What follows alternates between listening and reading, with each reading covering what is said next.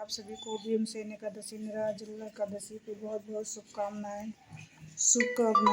क्या क्या चीज़ लगता है ये मैंने आपको बताया था, और आज मैं आपको कथा विधि और कथा भी बताती हूँ।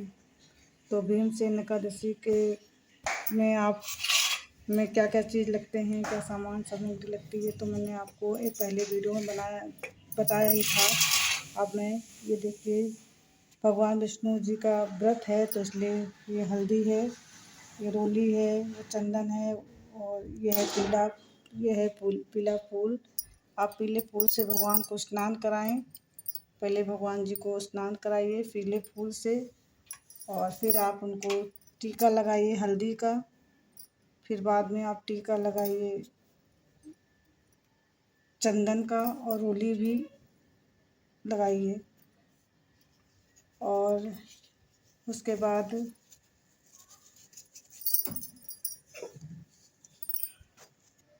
जनेऊ चढ़ा दिया। देखिए मैंने जनेऊ चढ़ा दिया। उसके बाद आप जनेऊ चढ़ाएं, और दीपक जला रखा है। आप मखाना और जो भी मेवा मिश्री जो भी आपके पास है उसका आप प्रसाद चढ़ाएं। और मौसमी फल जो भी आपके पास है, तो कच्चा केरी तो आप ज़रूर चढ़ाएं, और कुछ चढ़ाएं चाहे न चढ़ाएं। और पीला फूल आप चढ़ाइए। ये देखिए पीला फूल मैंने चढ़ा दिया है। और उसके बाद ये देखिए कलश में ये जल भरा हुआ है, जो दान देना है आप उस जल भर लीजिए, और उसमें आप रोली वो कलेवा जरूर बांध दीजिएगा। और ये बेना है, बांस का बेना है, ये भी आपको दान के लिए रखना है। तो ये तो हो गई आपका पूजा शुरू हो गया है। अब आप पूजा का विधि तो ऐसे ही है। अब आप सुनिए कैसे क्या विधि और भी है, वो भी हम आपको बताते हैं। नियम क्या है अब मैं आपको बताती हूँ। निर्जला एकादशी का व्रत ज्येष्ठ मास के शुक्ल पक्ष की एकादशी तिथि के दिन रखा जाता है। इस व्रत को करने से व्यक्ति को मोक्ष की प्राप्ति होती है। इस व्रत को भीमसेन एकादशी के नाम से भी जाना जाता है। साथ ही इस व्रत को करने से साथ साथ कभी जरूर पढ़ना चाहिए।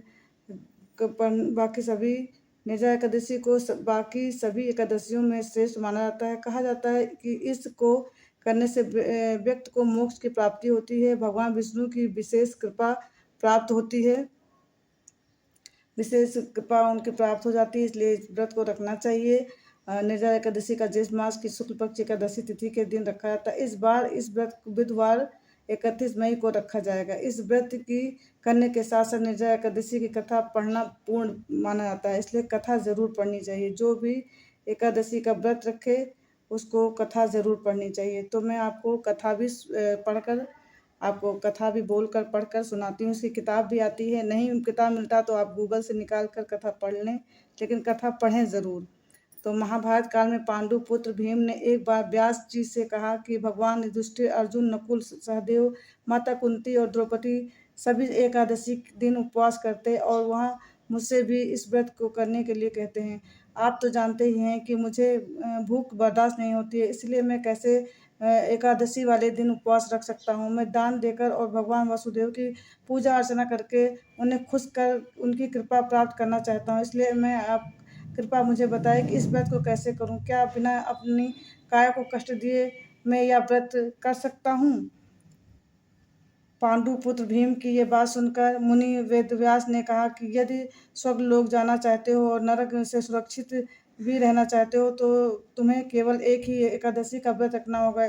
इतना सुनते ही भीम ने बोला कि सिर्फ एक एकादशी का भोजन करके तो मैं नहीं रह पाऊंगा। मेरे पेट में वक नामक अग्नि निरंतर प्रज्वलित रहती है।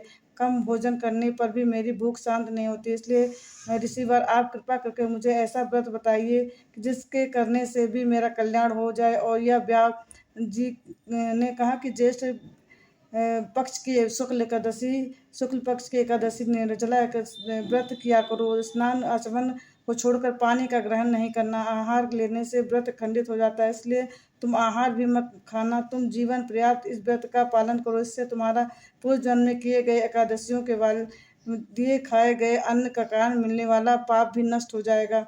साथ ही इस दिन तुम्हें ओम नमो भगवते वासुदेवा इस मंत्र का उच्चारण करो। साथ ही गौ का दान करना भी उत्तम माना गया है। महर्षि वेद की आज्ञा के अनुसार पांडुपुत्र भीम ने बड़ी हिम्मत करके निर्जला एकादशी का यह व्रत किया, लेकिन वह सुबह होते ही मूर्छित होकर गिर गए। तब उन्हें 4 भाइयों ने उन्हें गंगा जल तुलसी का स्मरण पिलाकर मूर्छा से बाहर निकाला। कहते हैं कि तभी भी भीम पाप से मुक्त हो गए। ये रहा एकादशी व्रत कथा। आप लोग को मैंने बोला था कि मैं कथा भी आपको ज़रूर का वीडियो बनाऊंगी, तो मैंने बनाया है। आप लोग को ये कथा कैसी लगी आप लोग ज़रूर बताइएगा। और जब भी जो भी व्रत रखें तो कथा ज़रूर पढ़ें, और कथा पढ़ने से ही आपको पाप जो भी आपसे अच्छा बुरा होगा उससे मुक्ति मिल जाएगी। आपने इस कथा में सुना ही कि भीम जी को भगवान ने किस तरह व्रत रखने के लिए कहा, तो आप लोग भी इसी तरह व्रत रखें। जब भी व्रत रखें तो कथा अवश्य पढ़ें, और कथा पढ़ने से आपका ज़्यादा पुण्य मिलेगा, इसलिए कथा पढ़ना ज़रूरी है।